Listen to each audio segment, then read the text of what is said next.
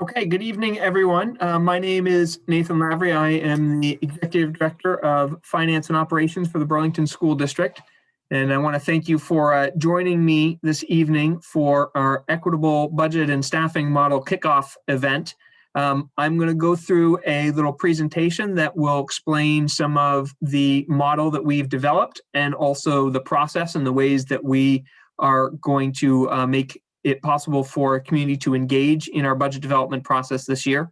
And I'm going to reserve some time at the end for questions, which may specifically be about the content we cover, or it could really be any budget related questions. We may or may not have the answers to all of them yet, but it's fair game for folks to fire off other questions that they may have at that point.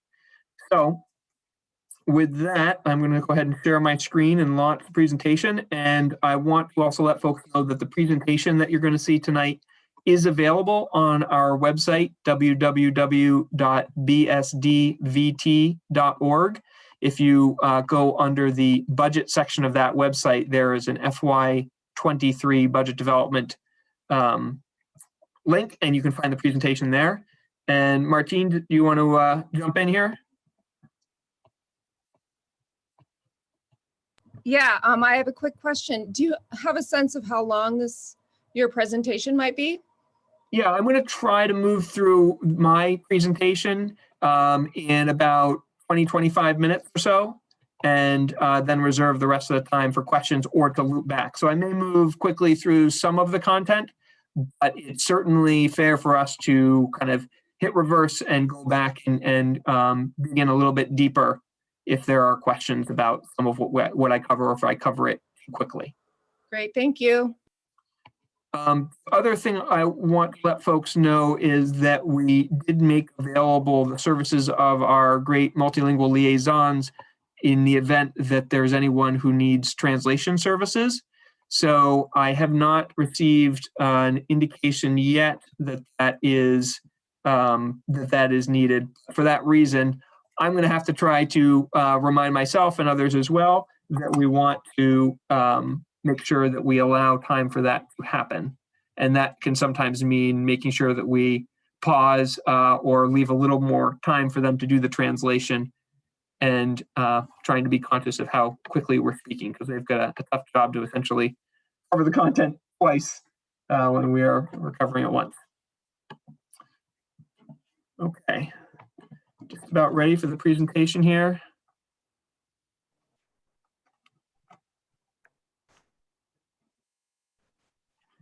So let me share and present.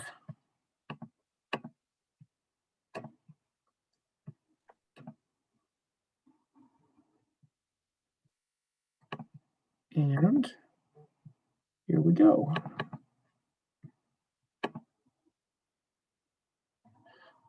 All right, I hope everyone can see the screen that I'm sharing now. You should see on your screen, introducing the Equitable Budget and Staffing Model cover slide.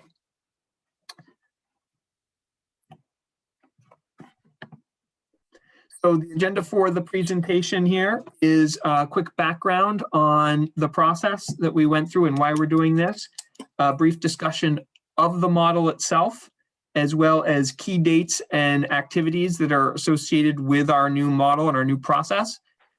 Critically, and the part that's maybe the biggest takeaway for tonight, is the opportunities to participate. That is to say, how can you continue to participate in the process if you are interested in doing so? And then lastly, as I mentioned, we'll save an opportunity for questions and answers.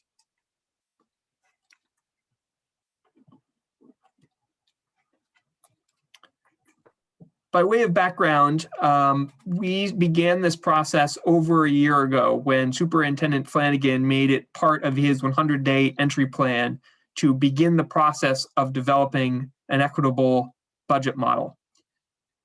The beginning of that process involved assembling a team, a district team, a work group as we called it, consisting largely of principals, but also other critical leaders throughout the district.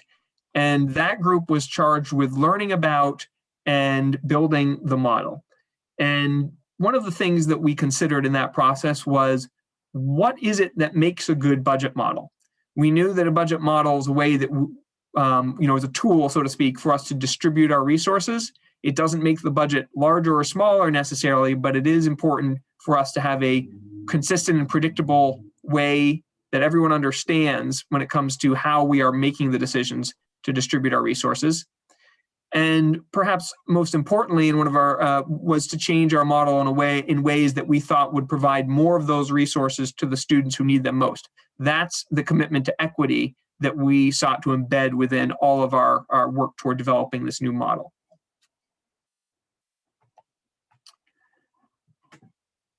One of the interesting pieces of data that we looked at when we were beginning this process was really demonstrating why the district needs to take this issue of an equitable budget and staffing model seriously. And we looked at some different data sets, and this one I found particularly important because it shows that in general, we already allocate and spend more money per pupil from our general fund in the schools where there's a higher percentage of poverty. So in a sense, you can see the yellow trend line here suggests the relationship that exists. But as you can see, the actual data points are scattered above and below that line. And what we realized was we could do better.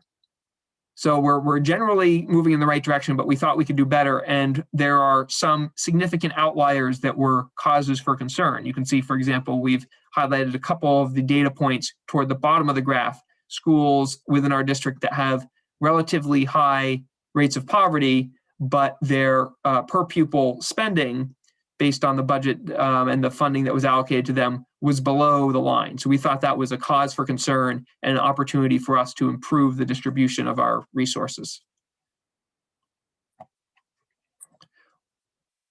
Everybody here who, like me, lives in Burlington knows that Burlington went through a major process of reappraising its property values, and that has created some anxiety within the community about the way that those values will impact their tax bills. One of the things that is important to understand about our model is that this model is not designed to increase or decrease the amount of funding that goes into the school or the associated tax rate.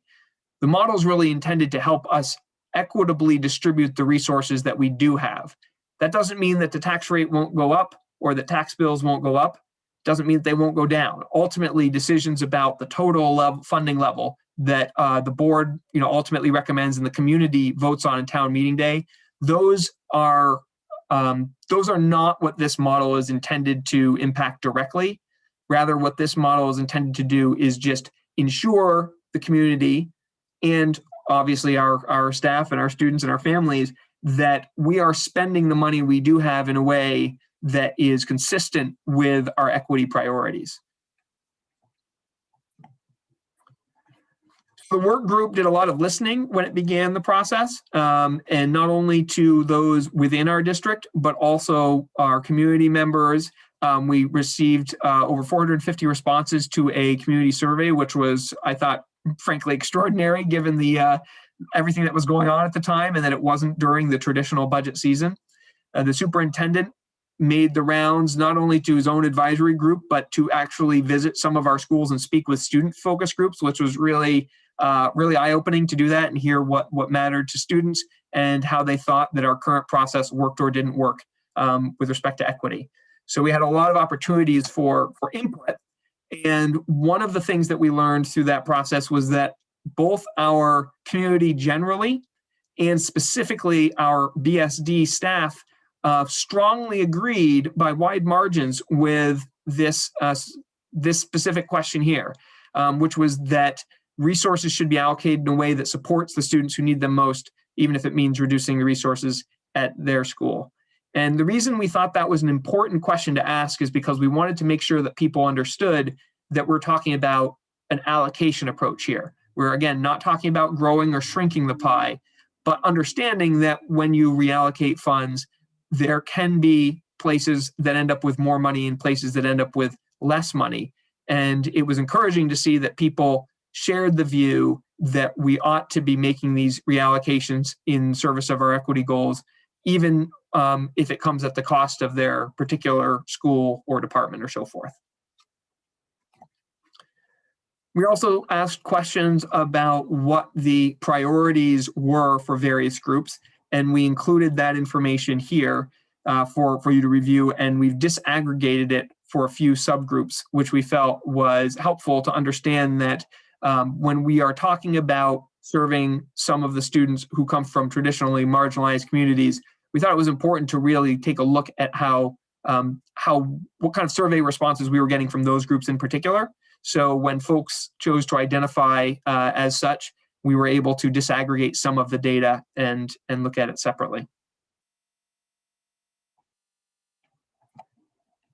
So what is the equitable budget and staffing model? Well, it's really composed of three major parts: a baseline staffing allocation, and that allocation is based on ratios. When we developed this portion, which is kind of undergoing its final review at this time, we largely tried to stay consistent with the level of staffing we have. So this wasn't intended to make any kind of major departure from the way BSD is currently staffed, but it is an attempt to standardize and make clear how we approach that staffing so that there are clear ratios that guide us as we distribute staffing, and those are based on enrollment. Similarly, the non-personnel fund section is based on enrollment as well, and the idea there is, again, to ensure that schools have enough funding that is not personnel related, but for supplies, equipment, and so forth to meet the basic needs of their school operations. Whoops, go back one slide here. And then the third, and I think most exciting part of the group's work is what we are calling the RISE allocation, which is an acronym standing for Recognizing Injustice and Seeking Equity. And that allocation is intended to provide the funds in a slightly different way. It looks at not just enrollment, but it applies weights to students based on need. And by need, I mean, for example, the number of students that are in poverty in the school, or who come from families who are who qualify for free and reduced lunch, as well as a few other factors such as EL, number of English learner students, and the number of students who are on IEPs in the school. So using those pieces of information as proxies for need, we are allocating funds to each school in a way that provides the same amount per weighted pupil, but that doesn't necessarily mean the same amount per pupil or even the same amount per school. So this is where we really talk about trying to kind of walk the walk when it comes to equity, by ensuring that schools that have greater need are going to get proportionally more than they were under our old system.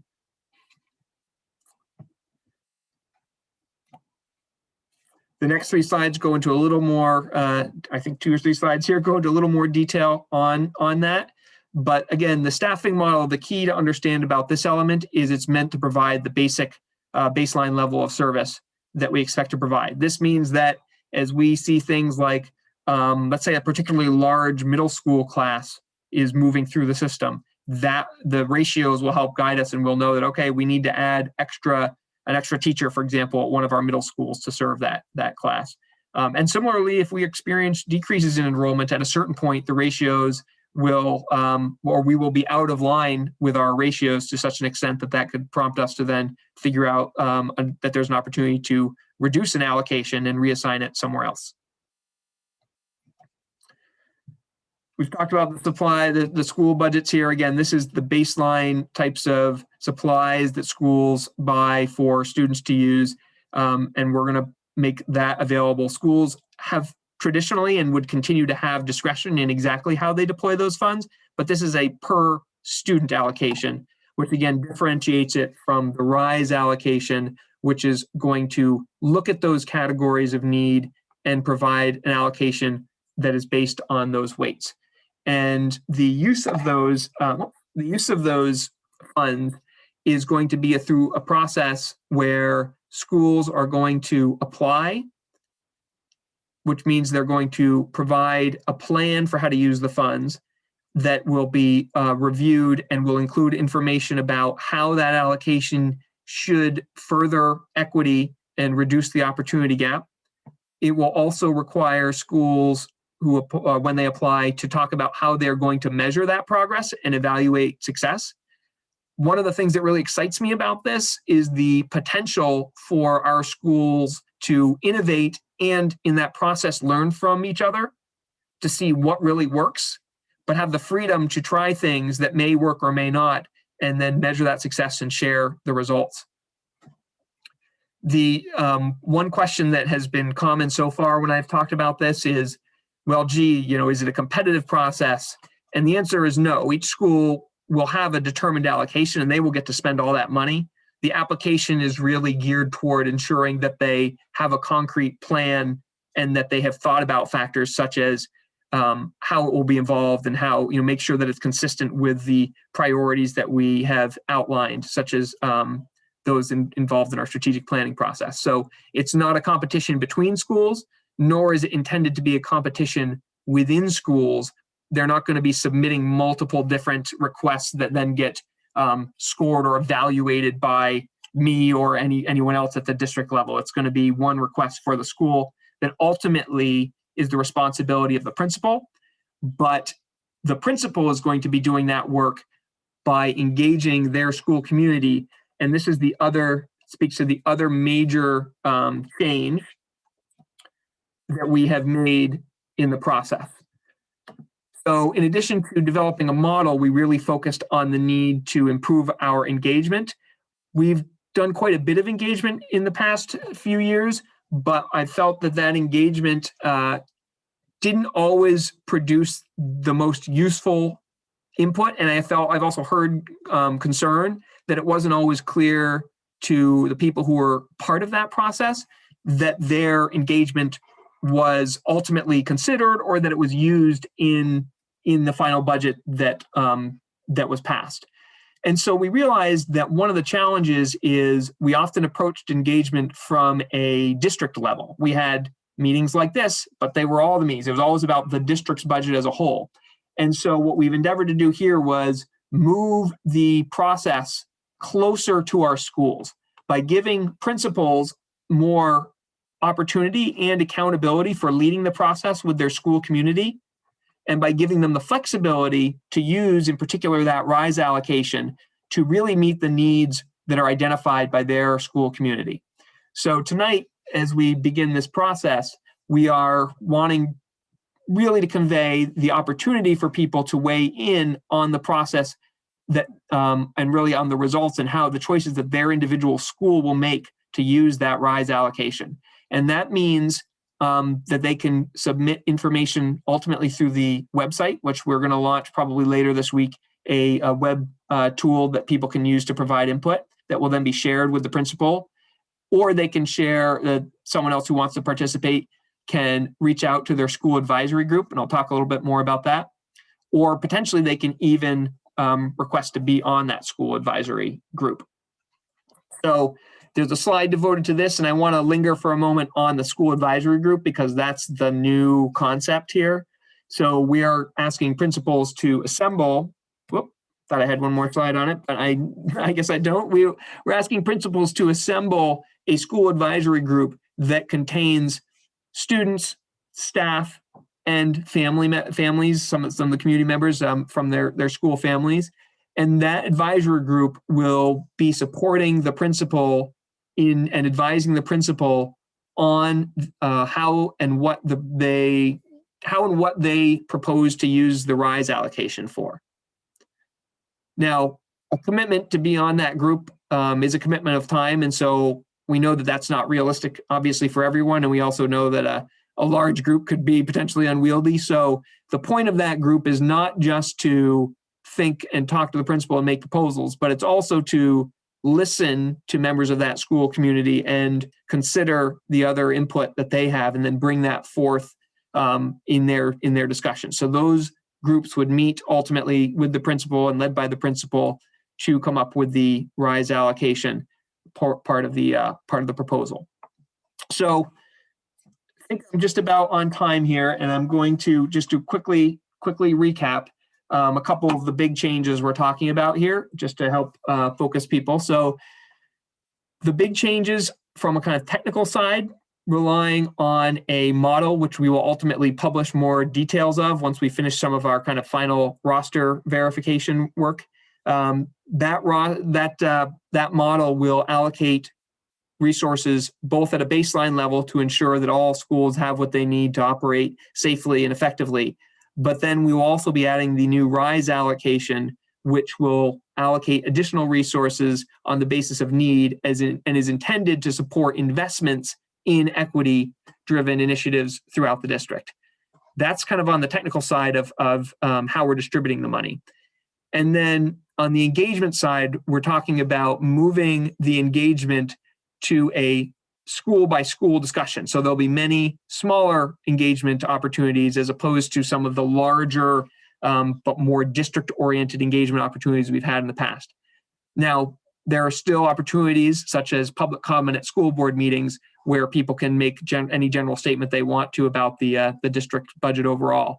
But we really felt that we could get better engagement and give people a more accessible route to engage with their school communities if we put this more at a school level rather than a district level.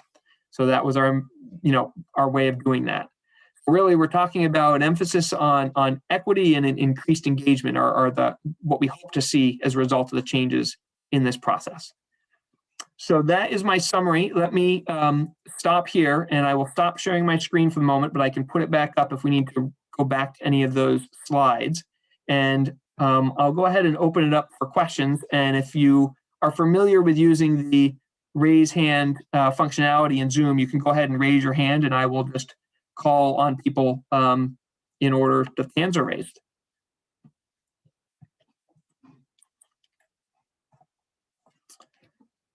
And I see that Martine has her hand up. All right, welcome Martine, go ahead. Thank you, Nate. I just wanted to say that I really appreciate you taking the time to put this presentation together, and you're such a cherished part of our district. Thank you. But I do have a quick question. There's a number that I've seen for years, and I believe it's a number that is used around the state, if not around the country. And it's a ratio. And again, you may not know the answer, but I just want to put it out there.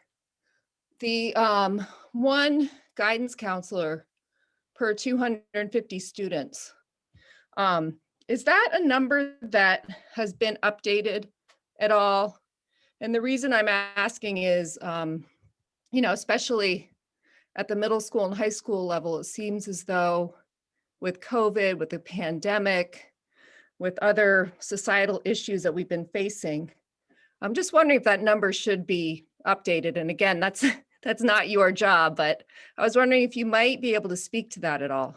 Sure. Yeah, it's a great question. I can't remember off the top of my head what our guidance counselor ratio is in the model. I would say that whenever possible in developing the model, the work group attempted to rely on studies and recommendations that have come from either Vermont specific, such as the Vermont Education Quality Standards or the adequacy study, or other kind of peer-reviewed research that exists.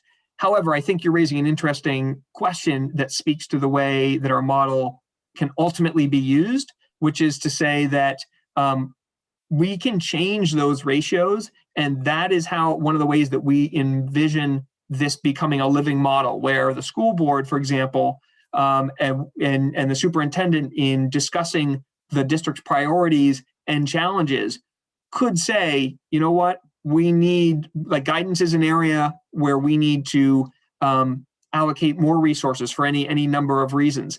And the way we would approach doing that would then be to adjust that ratio so that we know that when we have more investment in guidance, that we're still distributing it in a fair and equitable way, as opposed to it just being a situation where, let's say, one particular school says, we want an extra guidance counselor. And we've had situations in the past where that creates pressure on the school board to react to that particular request. And then in the future, we have another specific request, and they seem to kind of not they come in at a time and in a way that doesn't allow us to kind of treat the whole system with the the remedy that's needed. So that's certainly an area that could be looked at and could be changed. And this model will allow us to do that in a way that is kind of fair then and considers how to deploy those additional resources if they're needed. So hopefully that answers the kind of philosophical question. I can't remember off the top of my head the ratio that we do have in the model, but I will also say that we will publish all of that. This is not going to be like a behind the curtain kind of model. Our plan, once we kind of have finalized items, is to actually make all of that completely public, put it out on the website so people can see and understand what they're getting. And I will also add that there's no significant attempt here to change the allocation of resources. We largely tried to marry what the recommendations are with what we're already doing in Burlington, where we didn't try to put out a model or launch a model here that would result in some kind of dramatic increase or decrease in a particular area of staffing or investment. So, there's a balance that we have to kind of strike there, but it wasn't and is not expected to result in any major changes under the ratios that we've identified to date. Thank you, Nate. Yeah, it's one guidance counselor for 250 students, and I believe it comes from the Agency of Ed or the Department of Ed. So I would just respectfully ask that they relook at that number. Thank you. You're welcome. So that number is actually from the American School Counselors Association, and it's the recommended ratio from the Association of School Counselors. We've done a little bit of a study recently as we're working to look at our sort of high school design and make sure that we are meeting the sort of base expectation there, and we are, and districts across the region are somewhere between about 200 and about 240 to 1. So. Thank you, Tom. Yeah, I will stop asking questions. I guess I'm wondering if they've looked at that number given the current pressures of the pandemic and other societal and political issues that we have going on. Right, and whether that number is still relevant. Yeah, it's a good question. It's actually, Vermont is one of 2 states in the nation that meet the 250 to 1 recommendation. So we're in some ways fortunate that we meet the recommendation statewide and within Burlington, but it's definitely a field that that has a ton of responsibility right now, as we all know we're kind of struggling with the impact of the last 18 months on people's social and emotional well-being. Okay. The next question in the queue is from Sarah McMillan. Welcome, Sarah. Hi, thank you. Just a quick question. When you say students with disabilities, are you including students on 504 plans or just students with IEPs? I'd have to double check to be sure, but I believe our current model is, let me confirm that. Let me double check some documentation and I may be able to give you a more confident answer in just a minute. Okay, because my experience has been that students on 504 plans are often completely overlooked and left out when they could really benefit from the exact same services that students on IEPs have. Yeah, thank you. Let me look into that, and I think I can have an answer before we're done here tonight. In the meantime, I see that next is Rachel Mullis. Welcome, Rachel.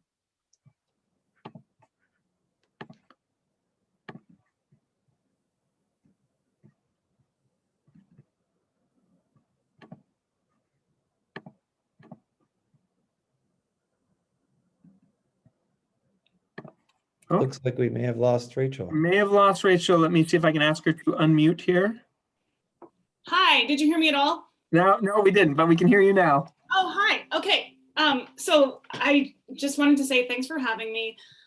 Thanks for doing this process. I think it's really exciting. I'm a mom to a kindergartner. So I think just, coming into the school system with this kind of equitable budget process as an intro is awesome. So thank you for that. So my daughter goes to IAA, one of the 2 magnet schools in the district, and I'm sort of coming up to speed and learning all about magnet schools and some of the benefits they offer, as far as particularly with like the resegregation of schools that's happening across the country and creating some of these positive benefits. So I'm curious, when I saw the research, it was super helpful to see like people's input about extracurricular activities, for instance, versus some of the other priorities, which all make sense. But I was just kind of curious how you guys thought about or integrated some of the feedback from SA and IAA specifically, and sort of thought about magnet schools in relation to some of these other issues. Yeah, so it's a good question. We did get some really interesting feedback when it came to some of those items, particularly from students who had a lot of interest in some of those opportunities.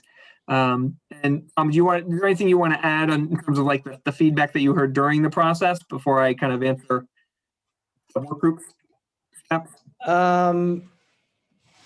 Yeah, I would just say that we definitely have heard from families and students, and we had a couple of really impactful conversations with students who really focused their feedback to us around the importance of activities, and these are particularly specifically for elementary and middle school students, but those extracurricular and out of school activities that they want to make sure that their schools are offering.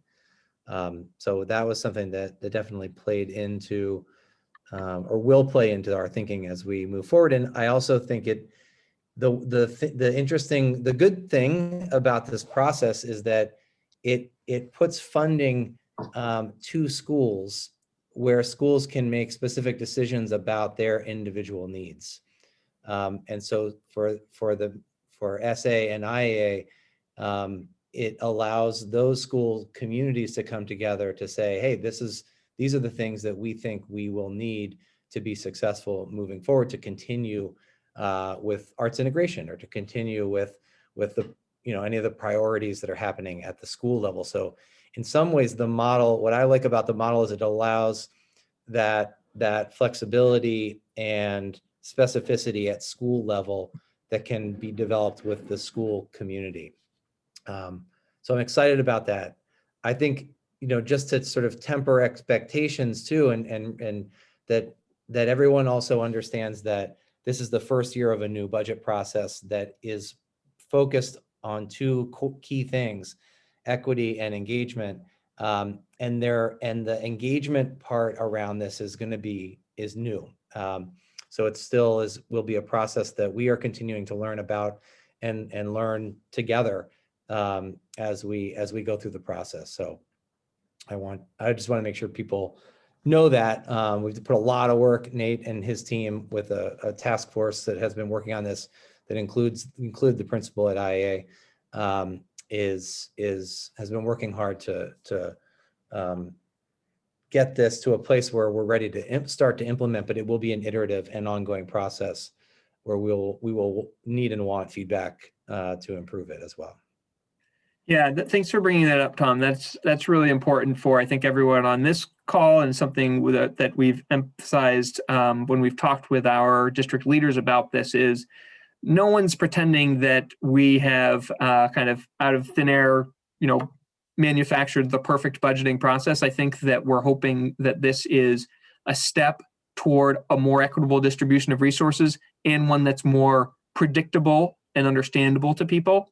But we are absolutely anticipating, frankly, that we will encounter items that are challenges we didn't anticipate. I guess I would say it that way, and that we will have to adjust the model and the process as we learn more about it. So that's to be expected, but at the same time, that's part of the learning and the growth that we want to do. And one other point I want to make about the magnet school question is there's nothing in our model that specifically allocates funds to a school simply by virtue of being a magnet school. I think we recognize that magnet schools have different types of needs, but if you were to bring all of our principals together and ask them to talk about the needs at their school, you'd understand that they all have varying and needs that would be somewhat unique from their colleagues and from their neighboring school communities. So we felt like it was important to ensure that all of those schools had the opportunity to use some funds flexibly, but we don't have kind of either extra money or less money available to a school by virtue of it having kind of a magnet theme. And interestingly, if you recall the graph that I showed that had a couple of those schools circled, one of those schools was one of our magnet schools, IAA, but the other one was not. So it even shows that within our own system, again, there's not consistency there. It's not as though we're doing too much or too little in a sense. It just shows that we don't have the, even though we are generally distributing resources in a way that results in schools with higher poverty, in that case, getting more resources, there's not enough intentionality to that process. We need to be more aware of it and know that we can do better by focusing on it. Great, thank you. Thank you both. That was really helpful. Thanks, Rachel. Next question is Andrew Lavalley. Welcome, Andrew. Hi, Nathan. Hi, Tom. Thanks for your work on this. This sounds wonderful. As a teacher at Burlington High School, I love the idea of having a little more agency to the schools. But my concern is that if a district doesn't identify a particular group as a group that is in dire need, that then gets overlooked on the school level as well. So I continue to be this broken record within this district, and I guess I'll continue to do it. But even tonight, I didn't see any data around the LGBTQ plus groups. And I know that that's a tricky group to get data on. But again, my concern is that if we're not identifying that from the top down as a group in need, which the Vermont Youth Risk Behavior Survey will clearly time and time over and over again tell you that across the nation, that's going to be overlooked on the school level as well. So I just would love to hear your thoughts on that. Thanks. That's a really important point, and thank you for raising that. I think you're right on. It definitely creates some challenges. So the work group did review that issue specifically because we shared that concern. The reason that we don't have a reflection of that in the model at this time is because we actually we're missing two of our key ingredients. One of them was a kind of research-based assessment of what that weight could look like. And the other is we don't feel like as a district we have reliable data that we could use to then apply those weights to our student enrollment. Certainly the latter is one that as a district is something for us to work on, right? And we don't have to be a prisoner of saying, well, gee, if we're not 100% sure exactly how many students are willing to identify themselves, we can't do it. I don't think any of us would say that is a standard that we have to try to reach, but we do need to have a way that we can kind of meaningfully articulate how we're making an allocation that's based on that. Obviously, the data is a great example, and one that I personally wish had been thought of when Vermont commissioned its review of the equalized pupil formula, because I think that would have been a great one to consider whether there could have been a weight added there. And I should note that when we made our weights, we largely looked at the new research that's been done in that area as opposed to the old weights that were in Vermont law. So I think that is an area that definitely deserves more attention and potentially an inclusion in a future iteration of the model. The other thing that we can also kind of be aware of is when proposals come in to use that RISE allocation, they don't have to be as narrowly focused as the formula that goes into generating it. So it would be completely appropriate for you and your colleagues at BHS to incorporate as part of your proposal specific strategies or investments that are intended to help engage and support those learners who are often marginalized, just like many of the groups that we have included in the model.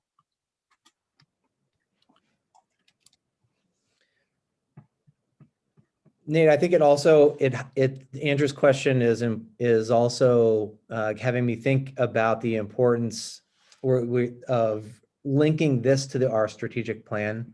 So we are in the process of developing a strategic plan right now, and there's a coalition of about 35 people or 35 people working on that. And so one of the things that we will have to really work out through this process is how do we make sure that we are implementing on a plan that we develop, and doing that through the budgeting process. And what we're also working on right now is making sure that the plan is reflecting the needs of our community. And so this conversation has come up in multiple different areas. Most specifically, the last couple of weeks, the coalition has talked about the LGBTQIA plus community and how we have to make sure that we develop a strategic plan that meets the needs of that community specifically. So two things there. Yes, we need to make sure that we are clear, and we have work to do to do that on our commitment as a district. And we also have to make sure that we're using that strategic planning model and as we do this equitable budgeting to help drive decisions that are both local at the school level, but reflect the goals of the district more broadly. Okay, Kathleen, we'll go to you in just a moment here. I just want to quickly return to the question that Rachel asked. So the model, the measure of that we used in the model, or the data point we used, was students on IEPs and not 504s. And this conversation brought back some of that work already, because we had kind of a similar problem, not on the counting side, but on the research side with 504s, and we considered whether or not to add a weight for that. And so at the end of the day, we elected not to do that at this point. It's another area that can certainly, is a candidate for future exploration. In fact, part of what we did in this process was make a list of items that we thought deserved a second look in a future iteration of the model, including 504s, as well as some other characteristics related to race in particular. So there's definitely things that the work group explored and was interested in doing, but was not actually feel like we had enough data to kind of apply the same standard that we've applied to the other weights. So it's a great question and worthy of future exploration, but it's not part of the model at this time. Okay. I believe Kathleen Kemp, you had your hand up, and sorry if hopefully you are still here. I am. Oh, great. Welcome. Thank you. Just to follow up on what Andrew Lavry raised, I want us to, as a district, consider the intersectionality of the students and staff and administration, that folks come to the table with identities that are not in one category. So I wanted to say that. And so I'm wondering if it sounds like you are well aware of this and are trying to figure out how to incorporate and model LGBTQ numbers, etc. And so it might be helpful to go ahead and speak to this question without getting the question in future presentations or in meetings going forward, so that we don't feel like we have to keep asking it, if that's helpful. That is helpful. Thank you. Because you're doing good, you're working on it, and I think it's much more powerful to say that right up front instead of waiting for someone to ask. No, that's great. I'm thinking as you say that perhaps one of the things we could add to our slideshow here is a slide that speaks to, or at least notes, some of those other areas that we felt like we couldn't get in this first round of the model for various reasons, but that we at least considered as important. And we certainly, that could be in addition to the future one. And it may, I'll have to look, we're going to publish some documentations, some more detailed documentation of, like I said, about the model. And we may already have a section in there on that, but I'll double check that because it could be part of both of those potentially. So thank you. Okay, appreciate that. Let's see. Monica, good evening. Welcome. Good evening. Hi, Nathan. Hi, Tom. Thanks for doing this presentation for the community. I guess my major question is if we could do a comparison with, you know, and it's going to take me a little bit to kind of get more familiar with the concepts, and, you know, running through the process will be a big deal. But just, you know, comparing with how we do the budgeting process now. As you both know, our hands are kind of tied with the budget in that a lot of, I forget what the number is, 80% or more goes towards teacher and staff salaries. And so we don't usually have lots of wiggle room to add stuff. And I see you sort of have a new model for engagement, and it seems like you're looking for teams composed of students, staff, teachers at each school, which is great. But in the past, it's always been a challenge to get engagement, to get people to volunteer for this. And I know every year we send out surveys to our BSD community for their input on budgeting processes. So, you know, so I guess my question is, you know, what are the major differences between how this equitable budgeting works and how we've been doing it so far? And I don't know, one example I thought of, say a teacher gets a certain amount of money to spend on supplies for the school year, say it's $600. How's that going to be determined once we have an equitable budgeting process? Great, thanks for the question. Well, let me just answer the last one first because it's an easier one. So this equitable budgeting model that we've put in place is really about how we allocate funds to the schools. We have not changed the fact that we give our principals the ability to, within their school, make those leadership choices about how they allocate funds to the various departments. There's slightly different models at different schools, but ultimately that is still a school-based decision. What will be different about the way we're allocating funds this year is that a portion of the funds that will go to the school will be completely flexible, or at least is within the bounds of the law flexible, will be allocated on the basis of the profile of the student needs in their building as we have been able to identify and quantify them thus far. And what's more, and I think one of the potentially exciting things as we roll this out, is that we are looking to direct a small portion of some of our American Recovery Plan funds. Those are the you might think of as the kind of the COVID recovery funds, the federal funds, and make that potentially a part of the overall pool of funds that gets allocated. So while you're right that this there's a lot of fixed costs in the school budget that are not things that are flexible, this is one opportunity right now to actually make some extra funds available that don't have to come from somewhere else within the budget. So I think that's a unique opportunity that we'll have over the next year or two.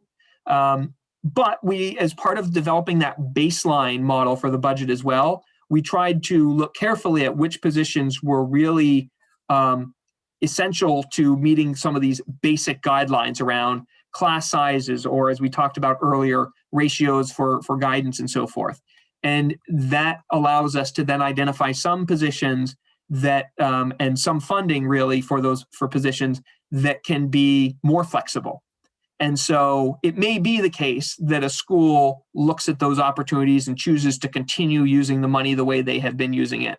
But we're at least going to invite them to think carefully about that and whether that's best for their school community, and let the principal receive that kind of consultation from their school community before kind of putting them in a position of having to do that automatically, which I think is part of what our old process did, not necessarily intentionally, but unintentionally. It kind of made people feel like we're always starting from exactly where we were last time, and we have very little flexibility. So we've tried to increase the flexibility in different ways, both from within existing resources, but also bringing into the equation, at least in this launch, some new money in the form of that federal money. Great, thank you. And you're talking about the ESSER funds, right? Yes, that's right. That's exactly right. Okay. Thanks, Nathan. You're welcome.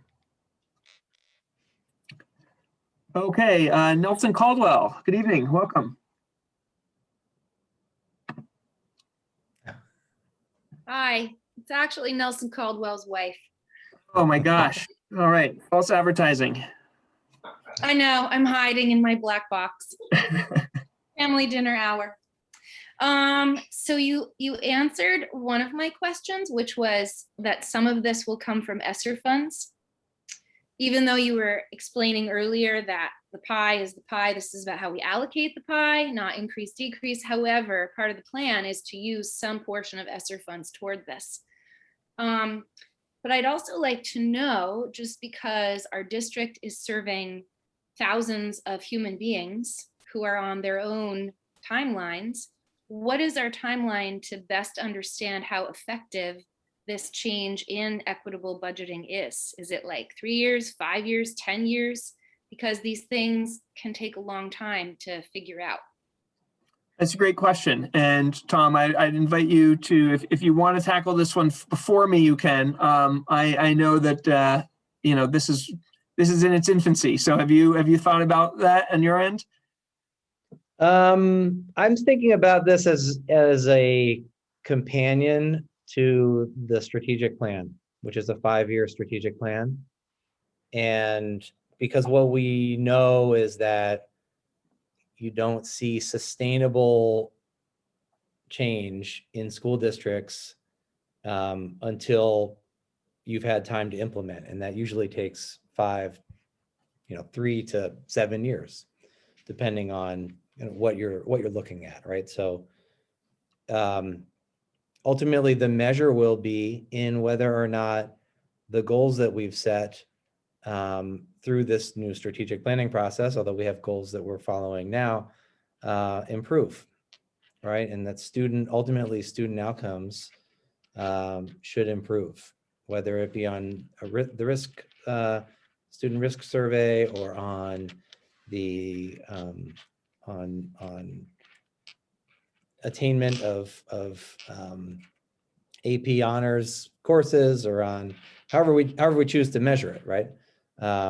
We will start to see changes. And I think the big thing that we know we need to see in Burlington is that disparate outcomes for different groups of students. And we've been talking today about sort of who are those groups, right? And how do we make sure that we represent all groups appropriately and allocate resources to them effectively. So it definitely will take some time. Even this process just of getting the engagement going. Monica spoke about this a bit, and I think it's one of the powers of being able to engage at the school level.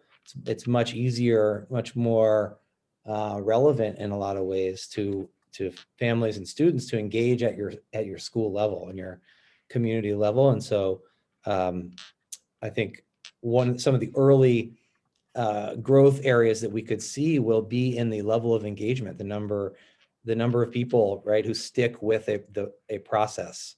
And I would say this year will be our baseline year on that measure. So those are the quicker measures. The longer measures are student learning outcomes. Yeah, I think It's a great question to end on here because I think that at the end of the day, doesn't matter how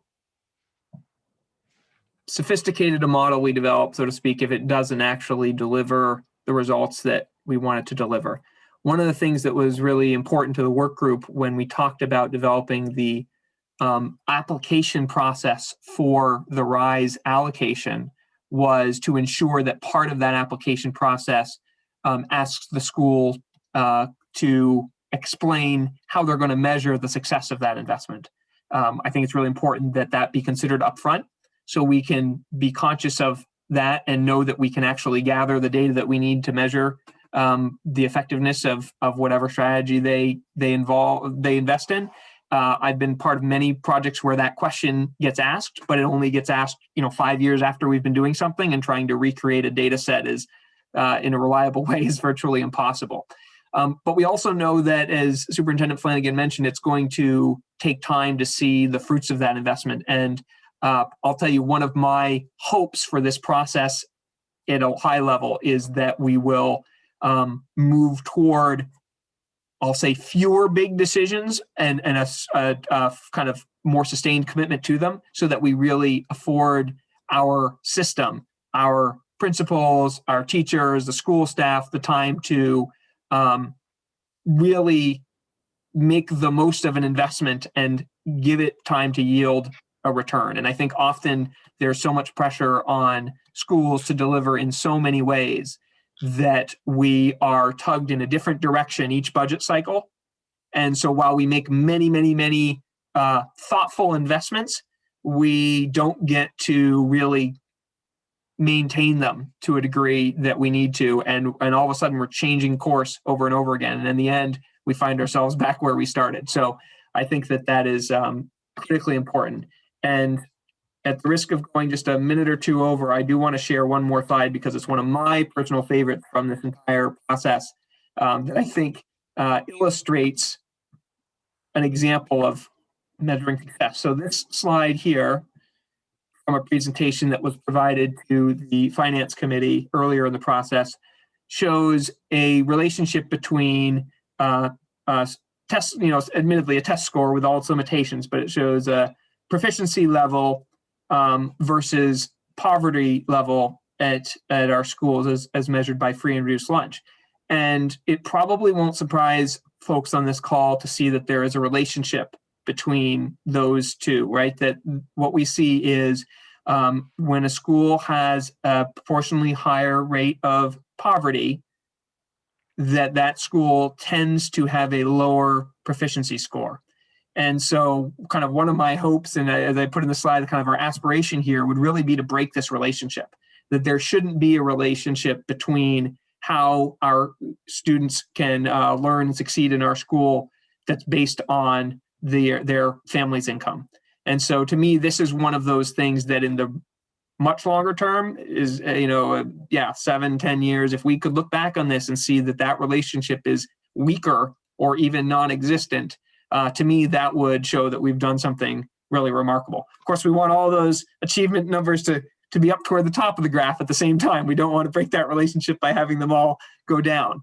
But I think this is one of those things that we almost take it as that it has to be this way. And I think the challenge for us and our equity challenge here is to prove that it doesn't have to be this way, that we can make changes. And I think that's what I hope we can achieve through this whole process. We know it won't happen overnight, and we know that it's going to be a journey to get there. But to me, that's really exciting, and really exciting for our community to have the potential to achieve that. Okay, well, I see that we are a couple minutes over. I apologize for that, but I want to thank everyone who attended this evening. I have been recording the meeting, which I will stop momentarily, and then we will get this posted to YouTube since we had a few technical difficulties streaming it to YouTube. But it will be a resource, so if anyone else wants to pay attention to this process from the beginning, they can go back and do it.